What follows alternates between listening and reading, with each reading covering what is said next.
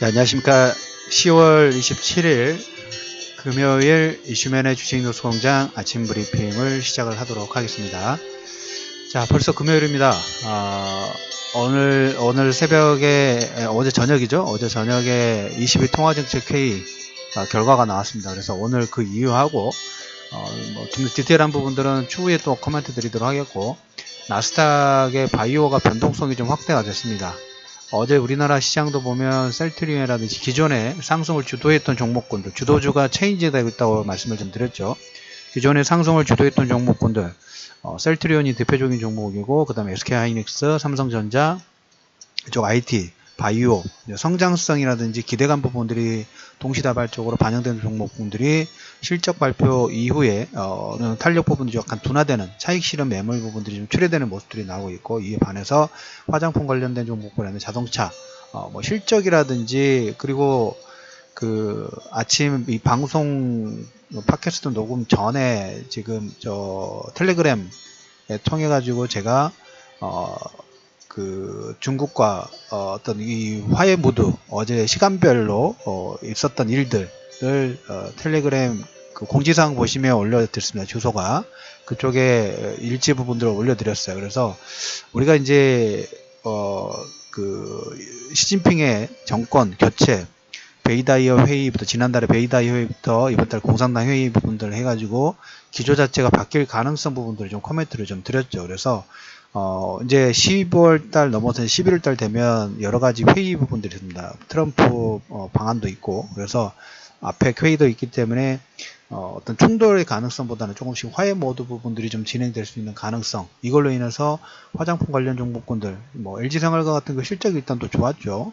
그리고 다시 사드로 인해서 마이너스 되는 요건 자체가 조금 플러스 되는 요건으로 바뀌다 보니까 반등 자체가 상당히 강하게 나왔죠. 그래서 기조 부분들은 시간대별로 어제의 화장품 관련 종목군들이 반등이 나왔는지 텔레그램 주소 메신저 통해 가지고 올려드렸으니까 그 부분 참고해 주시고, 자, 오늘 얘기 부분들은 지금 실적과 순환매 부분 빠르게 움직이고 있습니다. 22 같은 경우에 테이퍼리 드라기 총재의 기자회견 부분 보면 시장의 어떤 불안 요소 부분들을 잘 마무리 좀 한 것 같아요. 그래서 어제 결론적으로 달러화는 강세 95 거의 근접합니다. 지금 94.64입니다. 그래서 95선 넘어서는 95와 95 넘어서서 96, 이거는 이제 95의 돌파 여부 부분들은, 특히 95라든지 96의 돌파 여부 부분들은 연준 의장이 아마 제가 그린 시나리오에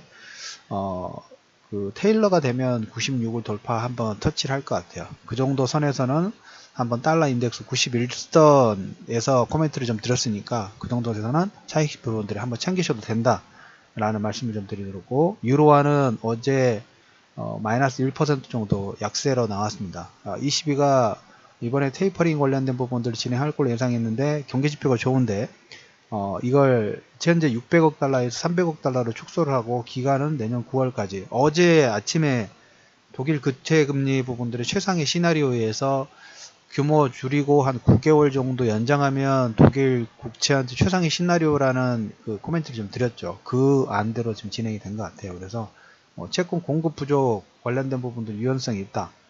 그래서 시장에서 원하는 대답 부분들은 잘 해준 것 같습니다. 그래서 22에 대한 정책회의는 우리가 이제 뭡니까? 현재 시점에서 내년 9월까지, 내년 상반기까지는 최소한 3개월에서 6개월 정도의 시간을 우리가 벌어뒀다라는 코멘트를 좀 드려보도록 하겠고, 어제 미국 나스닥 같은 경우에는, 미국 시장 같은 경우는 세제 개편, 예산안 있죠. 하원 수정 예산안이 통과가 됐어요. 그래서 금융주가 반등이 나왔고, 셀진이라는 바이오주가 실적 부진 여파로 아주 급락이 나왔어요. 16% 정도. 약품 판매하고 향후 전망 하향했고, 에브비라는 회사가 임상시험 중에 환자 사망을 했답니다. 그래서 예상치 시장 골수증 치료제라든지 셀진이 건선 치료제를 매출이 시장 예상치를 하회하면서 마이너스 16% 급락해서 바이오 테크놀로지가 2% 정도 급락이 나왔어요. 헬스케어 지수도 1%, 근데 금융업 지수는 0.5% 좀 반등. 그래서 기존의 주도주군들, 바이오 제약에서 바이오 제약 전기전자 쪽은 차익 실현 부분, 그리고 이렇게 나스닥의 실적 부분들이 마이너스 된 요건들이 있으니까 너무 좋다고 주변에서 최근 뭐 한 달 전, 불과 한 1, 2주 전까지만 해도 가장 높은 상승 부분들을 진행을 했죠. 어제 신라젠이 어떻게 보면 신라젠하고 그 셀트리온은 이 두 종목이 가장 강했던 종목들 중에 하나예요. 그래서 추세 자체가 강하기 때문에 지금 관심권을 두는 게 아니라 초보 투자자 영역 이미 지났다고 말씀드렸어요.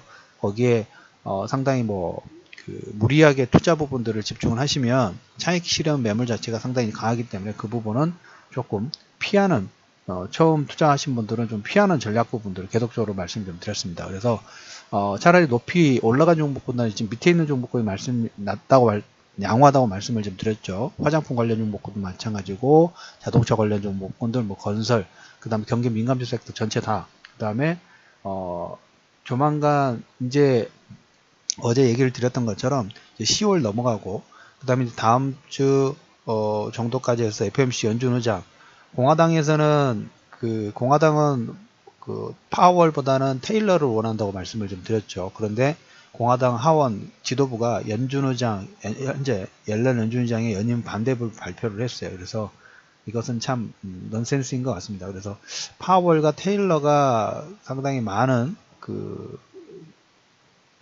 지수 자체가 가능성이 높아지고 있다라는 말씀을 좀 드리고, 아마존이 여러분들한테 아마존 코멘트 드리면서 알렉사, 스피커, 그 다음에 지금 카카오 미니도 마찬가지고 네이버, 그다음 통신사들 다 스피커 판매 부분들을 진행하고 있죠. 아마존 상당히 선도하는 기업 중에 하나예요. 나중에 좀 무섭다는 생각이 들어요. 글로벌 전체적으로 유통 부분들을 가지고 가는, 상당히 공격적으로 가지고 가는 모습, 온라인상에서 예전에는 뭡니까, 홈플러스라든지 테스코라든지 이렇게 외국 기업들이 우리나라 유통에 도전을 하면서 상당히 고배를 마시고, 그와 반대로 이마트라든지 이런 기업들이 반대로 상승 부분 나왔는데, 이 유통 쪽, 온라인 쪽, 오프라인 말고 온라인 쪽에서는 아마존이 이 포석이 너무 강하고 상당히 빠르게 진행되고 있어요. 그러다 보니까 아마존의 EPS 예상치가 주당 3센트였는데 실제로 실적을 받으니까 상회해가지고 52센트가 나왔어요. 3센트를 예상을 했는데 52센트를 발표를 했어요. 그래서 이건 어떻게 보면 4차 산업혁명의 어떤 온라인 유통, 그 다음에 이제 배송, 그 다음에 이제 알렉사의 인공지능, 이런 부분까지 다 연관성 부분들을 가지고 있어요. 그래서 매출액도 33% 정도 시간외로 8% 급등, 알파벳도 23% 정도 증가, 발표 부분이 나왔습니다. 그래서 다른 그보다 아마존의 실적, 예전에 팡 주식 있죠. 팡 주식. 물론 이게 IT하고 바이오 쪽인데 이거 약간 좀 틀리긴 합니다. 아마존의 이 성장세 부분들은 다른 산업의 연관성 부분과 한번 생각해 볼 만한 가치가 있다라는 코멘트 좀 드리고, 그래서 제약 바이오 쪽하고 IT 전기전자 쪽은 우리가 계속적으로 말씀드리면 관망세, 그냥 시장 흐름에 체크하는 정도만 하시고, 거기에 포석 부분들을 두 개는 조금 한 템포 쉬어가자는 코멘트 좀 드렸고, 22 통화정책 회의는 별다른 문제 없이 3개월, 지난번에 부채한도 협상 부분들을 연장한 것으로 9개월 정도 연장을 했다라는 말씀을 드리고, 하나 더 말씀을 드리면, 이제 우리가 어제 마감 시황 방송에서 이런 얘기를 좀 드렸어요. 코스피가 코스닥이 코스피, 코스닥 신고가 파동 부분들이 좀 나왔습니다. 그러면 여기서 다음 돌파 파동 부분들이 실적이든지 정책적인 모멘텀 둘 중 하나가 체크가 돼야 되는데, 지금 제2의 코스닥 붐을 이끌 파격 세제 지원 관련된 얘기가 코멘트가 좀 나오고 있어요. 정책적인 기대감이죠. 정책적인 세제 개편안. 우리가 이걸 좀 단순 비교 부분을 한다 하면 다우 지수가 세제 개편안 관련된 부분들로 지금 신고가 파동 부분 나오고 있죠. 이거하고 연관성 부분들을 좀 가지고 가실 필요가 있어요. 그래서 이 부분은 상당히 좀 중요한 내용이기 때문에 별도 코멘트를 가지고 주말에 한번 분석 부분들을 올려드리도록 하겠습니다. 그래서 제2의 코스닥 붐을 이끌 파격 세제 지원, 금융위하고 기재부가 코스닥 시장 활성화 추진 관련된 정책적인 부분들을 좀 준비를 하고 있다. 그래서 이거 관련된 부분은 추가적으로 코멘트를 좀 드리도록 하겠습니다. 상당히 중요한 내용이니까. 그리고 어제 현대차 실적 좋았죠. 계속 마이너스되는 요건이 있다 보니까 극점 찍었다고 말씀을 드렸죠. 사드 관련된 부분 극점 찍었다는 얘기를 드렸고, 시장에서 계속 안 좋다고 어느 정도 계속 리포트 나오고 방송에서 계속 심각하게 얘기를 하면 극점을 찍은 경우가 상당히 좀 많아요. 그래서 그때부터 우리가 자동차 섹터 부분을 바닥 밸류상으로 완전 저평가인데 사드로 인해서 마이너스는 더 이상 뭐 빠질 거 있느냐. 그리고 제가 분석 부분들 하나 덧붙여서 말씀드렸던 게 삼성역 근처 지하화 한다고 말씀을 드렸죠. 삼성역에 GTX 들어가고 2호선 들어가고 9호선 들어가고 GTX가 중심점이 되는데 여기에 이제 복합 환송센터 부분 만들면서 지상을 공원화 시키고 지하에 지하화 도로화를 한다고 말씀을 드리면서 거기에 현대차가 땅 한전 부지 사면서부터 그때부터 주가 하락 부분이 시작됐죠. 근데 이렇게 복합 환송센터 부분들을 하고 공원이 되면 공원 만들고 왼쪽에는 공원이고 그러니까 한전 부지 왼편으로는 공원이고 오른쪽은 한강이죠. 그 한강 옆에는 거기 뭡니까 잠실 경기장까지 여기 다 연결돼서 복합 개발 부분들을 하죠. 그럼 뭡니까 지가는 당연히 올라갈 수밖에 없죠. 그 부분도 무시할 정도는 아니다라는 코멘트였는데 그 이후로 지금 현대차 계속 지금 반등 나오고 있어요. 그래서 이렇게 시장에서 일반 텔레비전 방송에서 공격적인 멘트 부분 할 때는 그래도 볼 가치가 없다는 얘기가 그런 선상에 있다고 보시면 될 것 같아요. 그래서 오늘 실적 발표 부분들 이렇게 시장에서 소외받는 종목군들 팩트 부분들을 본다 하면 여러분들이 투자에 좀 더 올바른 올바른 투자 부분을 할 수 있는 여건 부분들 만든다는 얘기 좀 드려보도록 하겠고 오늘 실적 발표 역시 합니다. 이제 거의 이제 발표가 많이 나오고 이제부터는 이제 10월, 11월 달 넘어가면 코스닥 기업의 발표 부분이 나오겠죠.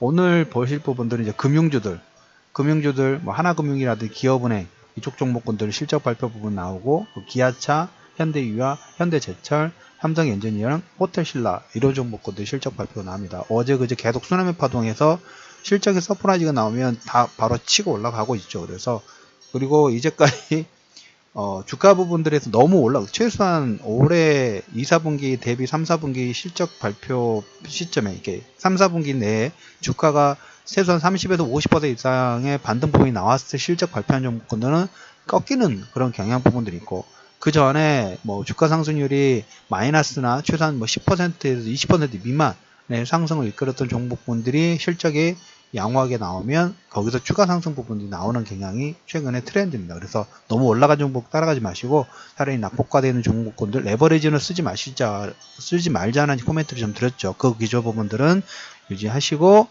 그 다음에 코스닥의 어떤 정책적인 기대감 우리가 눌림목 이후에 새로운 파동 부분이 나왔을 때 어떤 정책적인 부분이든 실적이든 이런 부분들이 좀 뒷받침이 좀 돼야 돼요. 그래서 그런 부분을 기대하시면서 어제 나스닥은 바이오 변동성 부분들이 확대가 됐고 22 통화정책회의는 기간을 조금 연장을 하면서 채권 매입 부분들을 연장을 했다. 그래서 달러 인덱스 관련된 부분에서 91선에서 여러분들한테 관심을 두시라는 코멘트 드렸는데 95.5 전후에서는 한번 차익 관점 부분들 코멘트 드리면서 10월 27일 이슈면의 주식 뉴스 공장 아침 브리핑을 마무리하도록 하겠습니다. 자, 금요일 아침 즐겁게 시작하시고요. 저는 오후장에 뵙도록 하겠습니다.